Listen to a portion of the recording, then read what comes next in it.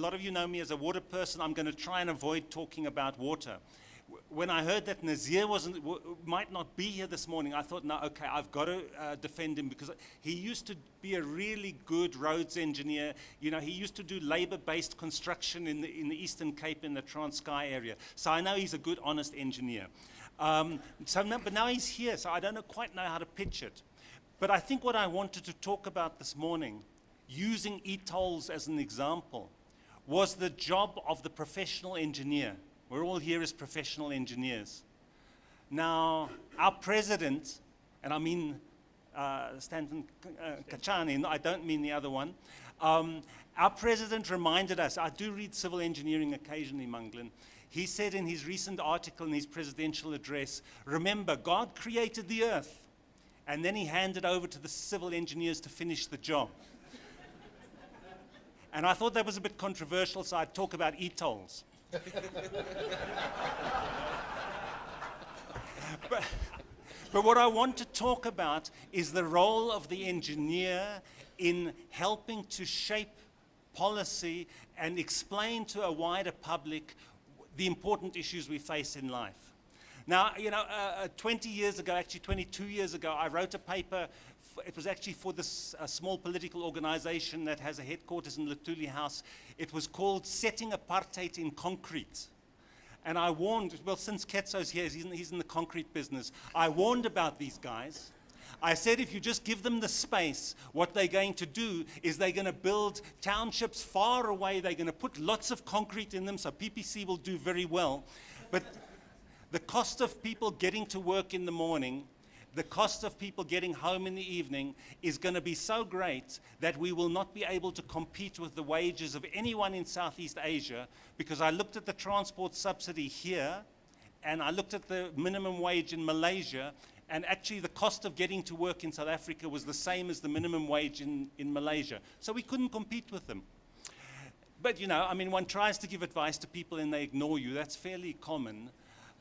I think the role is, for the professionals, is to be able to give sound advice, advice that reflects where we live, where we stand as a country, and to be able to give advice that's useful and used, we have to build some trust. And so the question is, how do we go about building the trust? Now, quite a few of you in this room benefited from the Gauteng Freeway Improvement Program. Hands up those who've got e-tags in their cars. Fantastic. I'm glad to see it. Every contractor who worked on that program ought to have, you know, put an e-tag in, let alone the consultants. The question then is, how many of you have raised your voices to explain what Nazir has just tried to explain, that what we were trying to do through the Freeway Improvement Program was actually to deal with what Ketso has mentioned, what Nazir has mentioned, that setting of apartheid in concrete, that business of keeping a whole lot of people spread out across Gauteng in a way that's very inefficient and very high cost, and actually stops people getting work. So how many people of you have entered in the debate and said, no, the e-toll process makes sense? Hands up. Well, it's more than I thought, but they're a hell of a lot less than have got e-tags, and a lot less than worked on the Freeway Improvement Program.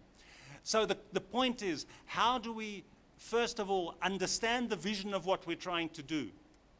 I actually argued about e-tolls when Nazir first told us about them, because I didn't think you could toll the N1. Okay, I was wrong. Technologically, we can.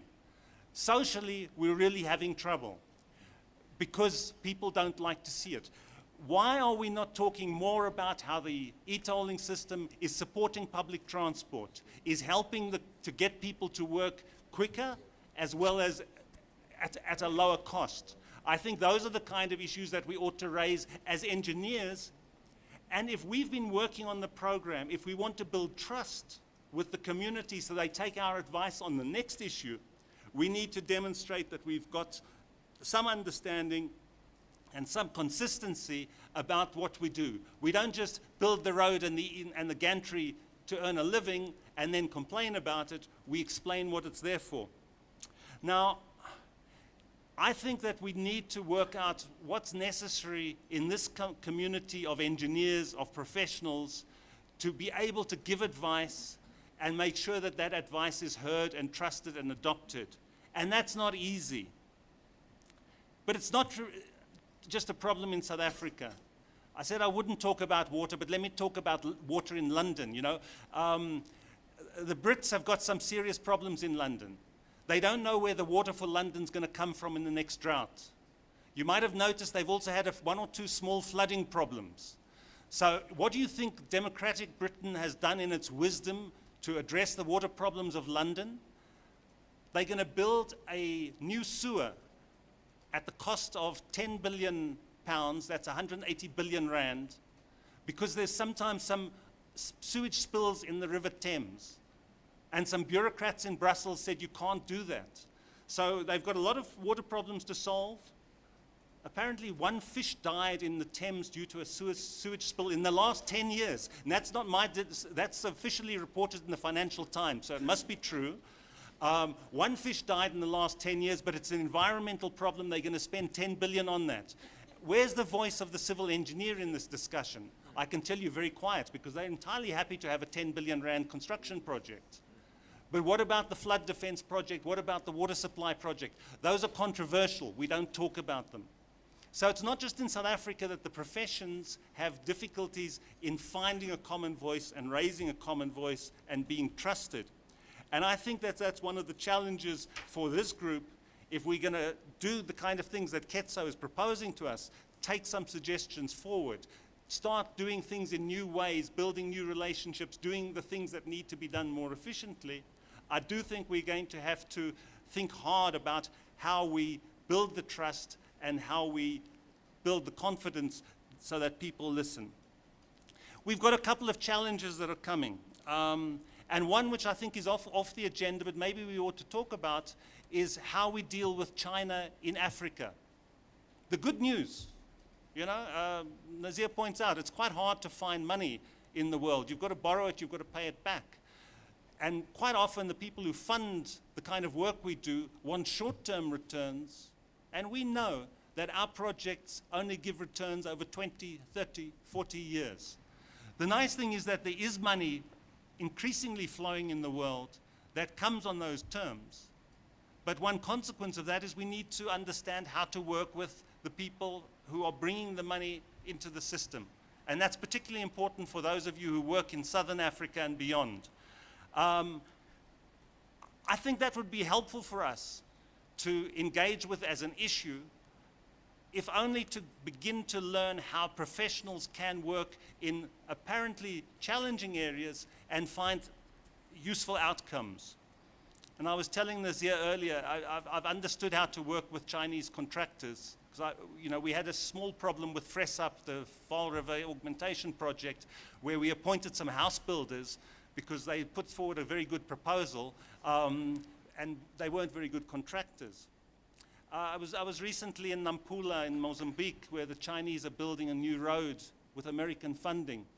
And as we drove out on Sunday afternoon for lunch along this new road, and we were talking about Chinese contractors and how to supervise them, we pointed out the trouble was that the Chinese work 7 days a week, 12 hours a day, whereas our consultants work 5 days a week, 8 hours a day, and then they still wanted to have a bit of time off at lunch. It was interesting, as we drove to this restaurant in Nampula at midday, we passed the culvert, a very deep culvert where some foundations were being built. And I did notice the Chinese contractor pouring the concrete at midday on a Sunday afternoon. And I thought, well, you see, this is the problem. We need 2 shifts of consulting engineers to supervise one Chinese contractor. But maybe we can do that. And maybe we need to find ways of expanding the team of people we work with, even to include contractors who don't understand how to work 5 days a week, 8 hours a day. And we can find new ways of working that both deliver us high quality products, low cost products, and meet the time constraints that we need. To do that, we need to build trust. We need to build understanding. It's happening in other parts of the world with those same contractors. Maybe we need to come back home. Maybe we need to practice building trust, building confidence, first at home, understanding our common visions and our common objectives, and working together to achieve them.